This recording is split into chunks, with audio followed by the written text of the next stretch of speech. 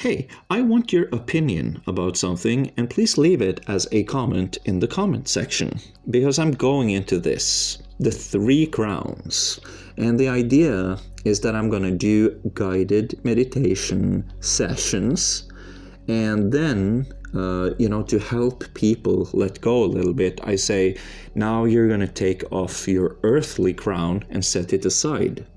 Because people have worries, they have, I've been born, I'm this old, this is my name. And then we just set that aside and we put on our spiritual crown. And that was the original idea, but then I drew these crowns and I look at them and it's like, there's more. There's definitely a 3rd crown. Because if you look at the earthly crown, there's earth, there's a baby, and then death, the Grim Reaper, is looming above the baby, right? But on the other side, in the center, there's a person, there's a humanoid figure, there's earth underneath, and it's ascending upwards into this bright light. And then above there's the vessel of darkness, and then the light is kind of, the flame of the soul is being ignited, and it has kind of fallen down from this higher realm above it. And so in both cases, it's the idea that you go somewhere. You go somewhere, and I was like, yes, but it's not always like that.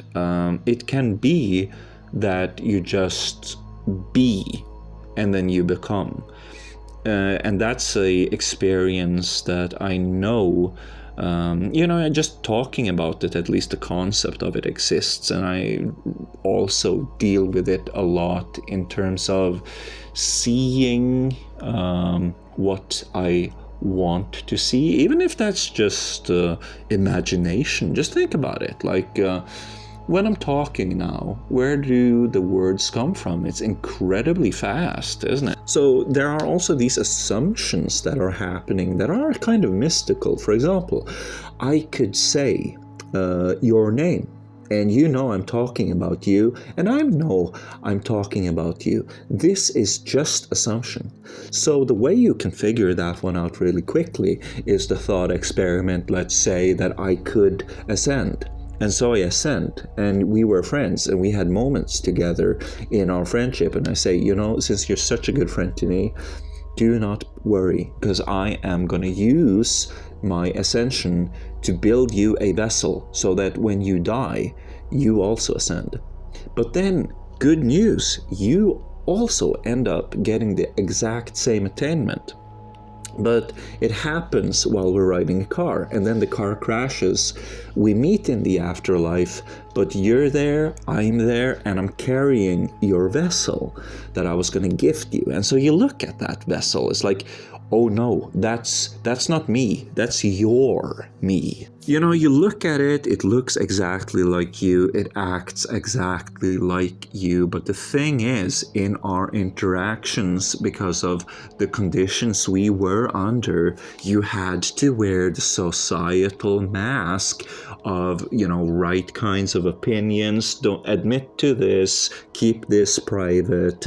And so what ends up arriving that I put all this effort into is this husk, this superficial dog shit version of you that you would have to inhabit and live as if you left it up to me. And so it's like, oh my God, I would never be that. Yuck, where are the private moments? And it's a nice thought experiment, because you realize that it's not that you have to prop yourself up and say that I'm special, I'm beautiful. No, you really, on the deep level, as soon as you see that superficial, nasty manifestation that is your best friend's version of you, you look at it as like, holy shit, you don't know me like I do. You don't know me like I do. And then you can, of course, get into the mindfuck of who do I really know? And it's going to be like, I don't actually know anybody except for myself. And who I thought I talked to in all these moments I had conversations is not that person I actually talked to. And the people I consider that I know these people, I don't know these people, that's all bullshit. That all fades away. It's always just your impression. You never met anybody. You met yourself. It's that kind of thing. And then you start going deeply down that road. And it's not that you realize non-duality. It's that you're messing with this thing, and you're kind of exposing, and you're refusing to be superficial, and ultimately non-duality is just something you fall into as a result of that. And so that third crown needs to remain in the shadows. It needs the question mark. It needs to be held up like mysterious, but it should be not because it's coming from the teachings of the Buddha, but because you start to understand, like, there is no Buddha. He never existed. Buddha is this form of, there is a problem and there is a dukkha, we can call it a dukkha, and we can solve the dukkha by figuring out how to solve the dukkha, and then the dukkha disappears. And that's basically all there's to that. And it manifests as me seeing these Buddhist monks, but they really do not exist. It's really a energy. You cannot know that for certain. There's no such thing as objective reality. There's a subjective reality, and you think about it and you just drag yourself deeper and deeper down that wormhole to find the truth. But then you get hungry. So what do?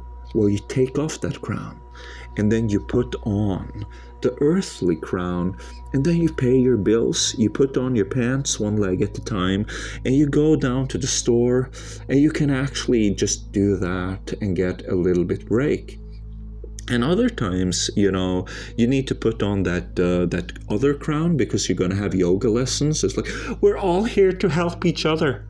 We're here to help each other. I'm going to touch you and you're going to feel the Kundalini. I was like, oh my God, there was a snake in my spine.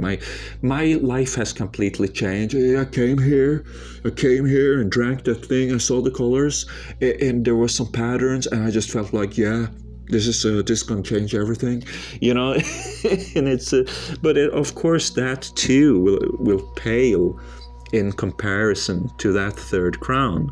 But that's a very heavy crown to carry when you're not fully enlightened, and so you go back and forth between these crowns. Basically, sometimes it's time. Today I haven't eaten, I haven't had anything to drink. I'm very thirsty, I'm very hungry, and I've just been thinking about these things, And so we take off ceremoniously. Now I'm taking off that crown. I'm not going back before I've eaten. And so we look to these other crowns. Here's some spirituality crown. Look at that. There's some pizza. There's some pizza slices. There's like 5 different flavors, 5 different big world belief systems. And then we have a castle in the clouds. And we have demonic spirits, good spirits. And you got to go in through the right door so that you come to the nice house instead of going through the wrong door and coming into the wrong house. That is very bad. Just forget about that one too. Just look at this. We have ABC, we have papers, taking care of business, and then we have some religions. Yeah, that's crazy. That's for people who wear their boots on top of their heads and shout. And then we have the houses, we have the peoples, we have ow, and then we have and then we have diapers. That's where I learned that thing from. And then we have outside, and I'm about to go outside in the sun. And so I'm ceremoniously putting on this very believing in, I believe in objective reality, even though I'm subjective and I'm the one who is experiencing everything right now. It's totally an objective world out there, yeah. And so I can go to the store and buy myself some food and something to drink. And you see all these symbols. I've tried to put this into words all day, but I just keep going into these massive thoughts about non-duality, and it's time to eat. I'm hungry. So yeah, thank you for listening. Let me have your opinion on this. Maybe you can go into some weird head spaces with this.